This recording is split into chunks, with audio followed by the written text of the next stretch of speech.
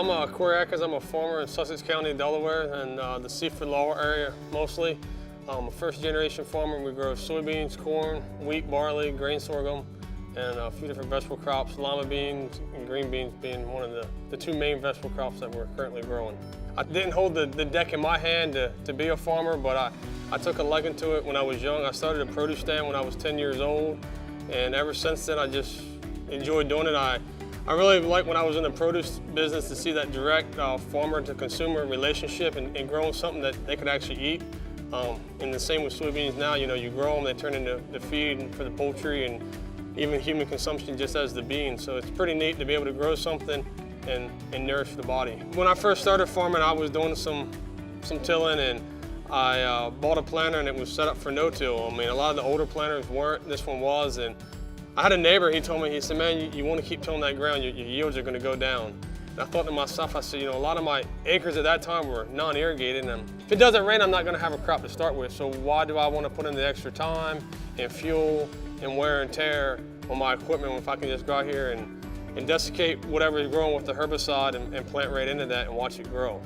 So that's how I got on the no-till. I mean, I run almost 1,000 acres primarily by myself, and I can do that with equipment that can spray at 15 miles an hour, 90 foot at a time, and go plant 30 foot at a time, and I can do that by myself. I don't need a guy in a tractor in front of me working ground and then maybe coming back behind him, planting.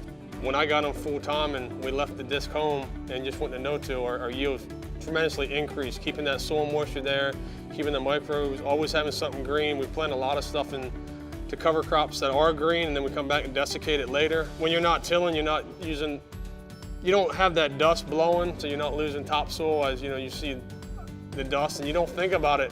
It's just a little bit of dust until years go by and you realize that you've lost a lot of dust.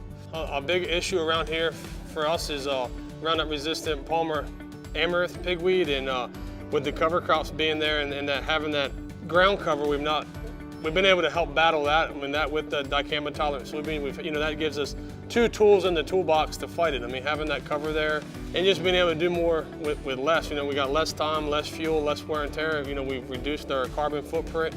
Healthy soil can vary, I guess, from one farmer to another, because one will tell you that that nice, no weeds in there, no residue looks nice and it's healthy because it's clean.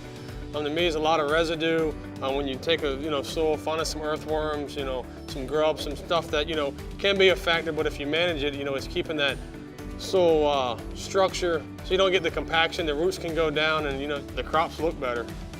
Sustainability, I guess, to me is leaving the ground better than I found it, and hoping that the next generation will have something to farm with and not just wore out ground.